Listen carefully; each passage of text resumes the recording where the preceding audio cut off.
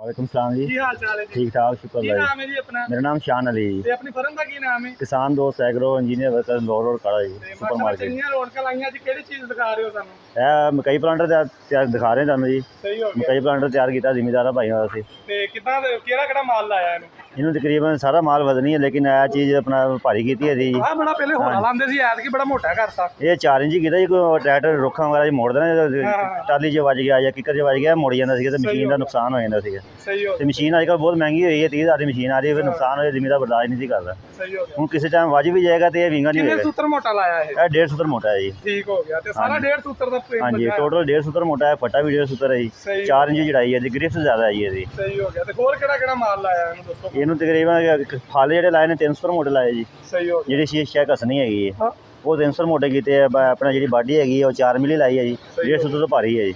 ਠੀਕ ਹੋ ਤੇ ਗਿਆ। ਅਡਰਾਲਾ ਇਹਦਾ ਵਜ਼ਨ ਹੀ ਕੀਤਾ ਹੈ। ਜੋ ਜੇ ਲੈਂਕਾ ਵਗੈਰਾ ਪਾਉਂਦੇ ਇਹਨਾਂ ਟੇੜਾ ਹੋ ਜਾਂਦਾ, ਕੋਈ ਵਜ਼ਨ ਹੁੰਦਾ ਹੈ। ਐਤਕੀ ਤਾਂ ਸਾਰੀਆਂ ਹੀ ਕਸਰਾਂ ਕੱਢਤੀਆਂ। ਹਾਂਜੀ, ਇਨਸ਼ਾਅੱਲਾ ਤਾਲਾ ਜੀ ਆਸਤਾ ਆਸਤਾ ਜਿੱਦਾਂ ਟਾਈਮ ਬੀਤਦਾ ਜਾ ਰਿਹਾ ਨਾ, ਚੀਜ਼ ਅੱਛੀ ਬਣਾਉਣੀ ਸ਼ੁਰੂ ਕਰ ਦਿੱਤੀ ਹੈ ਜੀ। ਸਹੀ ਹੋ ਗਿਆ। ਤੇ ਥੱਲੋਂ ਯਾਰ ਮਿੱਟੀ ਕਹਿੰਦੇ ਬੜੀ ਇਕੱਠੀ ਕਰਦਾ ਵਾ, ਇਹਦਾ ਕੀ ਹਾਲ? ਇਹ ਆਪਣੀ ਗਾਰੰਟੀ ਹੈ ਜੀ। ਇਹ ਆਪਣਾ ਮਿੱਟੀ ਨਹੀਂ ਇਕੱਠੀ ਕਰੇਗਾ, ਲੈਵਲ ਨਹੀਂ ਖਰਾਬ ਕਰੇਗਾ। ਇਹ ਨਹੀਂ ਕਿ ਮਿੱਟੀ ਐਂ ਤਕੀਲੀ ਆ ਰਿਹਾ, ਮਿੱਟੀ ਐਂ ਤਕੀਲੀ ਆ ਰਿਹਾ। ਜਿੰਨੀ ਮਿੱਟੀ ਚਾਹੀਦੀ ਖੇਲ ਵਾਸਤੇ ਉਨੀ ਕੀ ਜਗੇਗਾ ਮਿੱਟੀ, ਢੇਰ ਨਹੀਂ ਲਾਏਗਾ ਸਾਡਾ। ਤੇ ਕਿੰਨੇ ਇੰਚੀ ਖੇਲ ਕੱਢੇਗਾ ਇਹ? ਇਹ ਤਕਰੀਬਨ 21 ਤੋਂ 21 ਚੱਲੇਗਾ ਜੀ।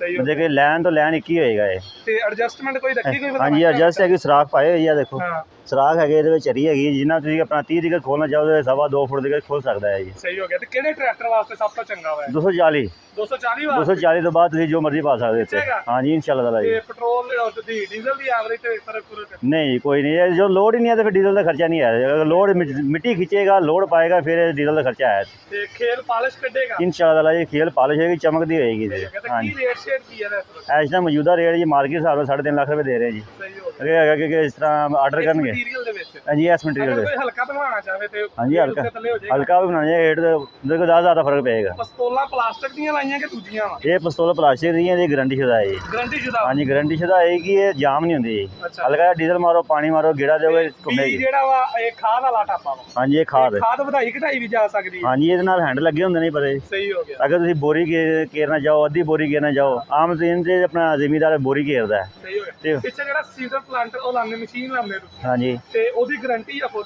ਹਾਂਜੀ, ਉਹਦੀ ਗਾਰੰਟੀ ਸਟੀਲ ਜੂੰਡੀ ਦੀ, ਸਟੀਲ ਗਰਾਰੀ ਦੀ। ਸਹੀ ਹੋ ਗਿਆ। ਤੇ ਹਾਂਜੀ, ਕੱਲੇ ਕੱਲੇ ਬੀਜ ਦੀ। ਗਰਾਰੀਆਂ ਵੀ ਆ ਰਹੀਆਂ, ਉਹ ਤਾਂ ਨਹੀਂ? ਨਹੀਂ ਜੀ ਨਹੀਂ, ਉਹ ਉਹਦਾ ਕਲੇਮ ਹੈ ਜੀ। ਤੇ ਕਿੰਨੇ ਕਿਸਮ ਦਾ ਬੀਜ ਲਾਏਗੀ ਮਸ਼ੀਨ? ਇਹ 12 ਕਿਸਮ ਦਾ ਬੀਜ ਲਾ ਸਕਦੀ ਹੈ। ਅੱਜ ਕੱਲ੍ਹ ਤੇਲ ਦੀ ਬਿਜਾਈ ਬਹੁਤ ਹੋ ਰਹੀ ਹੈ, ਤੇ ਹੁਣ ਤਾਂ ਖੈਰ ਹੋ ਗਏ ਨੇ ਤੇਲ। ਵੱਢਣ ਦੇ ਆ? ਹਾਂਜੀ, ਵੱਢਣ ਦੇ, ਲੇਕਿਨ ਤੇਲ ਦੀ ਬਿਜਾਈ ਹੁਣ ਤਾਂ ਸੀਡਰ ਕਰਦਾ ਹੈ। ਸਹੀ ਹੋ ਗਿਆ। ਹਾਂਜੀ, ਤੇਲ ਵੀ ਬੀਜੇਗੀ? ਤੇਲ ਬੀਜੇਗੀ, ਸਰੋਂ, ਜਵਾਰ, ਬਾਜਰਾ, ਮਟਰੀ। ਹਾਂਜੀ, 12 ਕਿਸਮ ਦੇ ਬੀਜ ਠੀਕ ਲਾਏਗੀ। ਹੋ ਗਿਆ। ਕੀਮਤ ਕਿੰਨੀ ਦੱਸੀ ਸੀ? ਇਹ 3.5 ਲੱਖ ਦਾ ਜੀ। ਤੇ ਅਗਰ ਕਿਸੇ ਨੇ ਲੈਣਾ ਹੋਵੇ ਤੇ ਕੀ ਨੰਬਰ ਕੀ ਹੈ? ਮੇਰਾ ਲੈਣਾ ਹੋਵੇ ਜੀ ਆਪਣਾ 0306 72 48 211। ਠੀਕ ਹੋ ਅਗਰ WhatsApp ਤੇ ਰਾਬਤਾ ਕਰਨਾ ਚਾਹੁੰਦੇ 0346 031 0052 ਜੀ। ਠੀਕ ਹੋ ਗਿਆ। ਬੜੀ ਮਿਹਰਬਾਨੀ ਜੀ।